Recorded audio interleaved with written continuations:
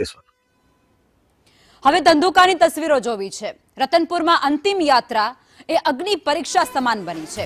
સ્મશાન સુધીનો રસ્તો ન બનતા પાણીમાં જવા માટે લોકો મજબૂર થયા છે।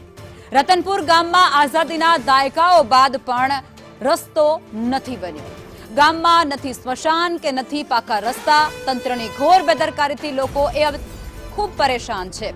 રતનપુર ગામમાં સ્મશાન અને પાકા રસ્તા બનાવવા માટે માંગ પણ કરવામાં આવી રહી છે।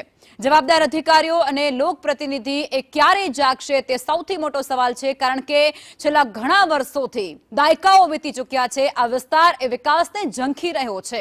ખોબલે ને ખોબલે એ વ્યક્તિઓ મત આપી રહ્યા છે, કારણ કે પ્રશાસન એ તેમની મદદે આવે વારે આવે, પણ પરિસ્થિતિ શું છે એ આ તસવીરો બયાન કરે છે।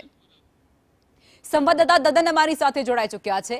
જી, પરિસ્થિતિ શું છે અત્યારે? લોકમાં અમદાવાદ જિલ્લાના ઘણા ગ્રામ્ય વિસ્તારમાં આવી પરિસ્થિતિ હોય છે, પરંતુ આ ધંધુકા તાલુકાના રતનપુર ગામમાં આઝાદી ને આજે ઘણા વર્ષો વીતી ગયા છતાં પણ હજુ પ્રાથમિક સુવિધાનો ઘોર અભાવ દેખાઈ રહ્યો છે। આ જ ગામના એક વતનીનું માર્ગ અકસ્માતમાં મૃત્યુ થયું હતું। તેમના મૃતદેહને સ્મશાને લઈ જવા માટે કેટલી મુશ્કેલીનો સામનો કરવો પડ્યો એ તો ગ્રામજનો અને સ્મશાન ગૃહે જનારા તમામ જે વેઠી રહ્યા છે તેમની આ એક વેદના છે કે હવે જો આનો કોઈ નિકાલ આવે તેવું હાલ રતનપુર ગામની જનતા ઈચ્છી રહી છે।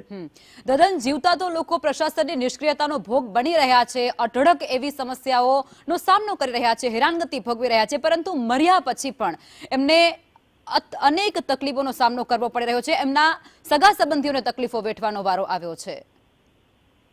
જી, હવે આ પરિસ્થિતિમાં અમદાવાદ ગ્રામ્ય વિસ્તારમાં આવા અનેક ગ્રામ્ય વિસ્તારમાં બનાવો બની રહ્યા છે। આવી રીતે જો શાંતિથી અંતિમ યાત્રા ન મળે તે તંત્ર માટે એક શરમજનક બાબત છે। ગ્રામજનોએ એક સુરે માંગ કરી છે કે તંત્ર હવે કુંભકર્ણ નિંદ્રામાંથી જાગે અને તાત્કાલિક ધોરણે આવા સ્મશાન તથા રસ્તાની સુવિધા ઉપલબ્ધ કરાવે તેવી હાલ જનતા ઈચ્છી રહી છે। આભાર આપ જોડાયા તે બદલ।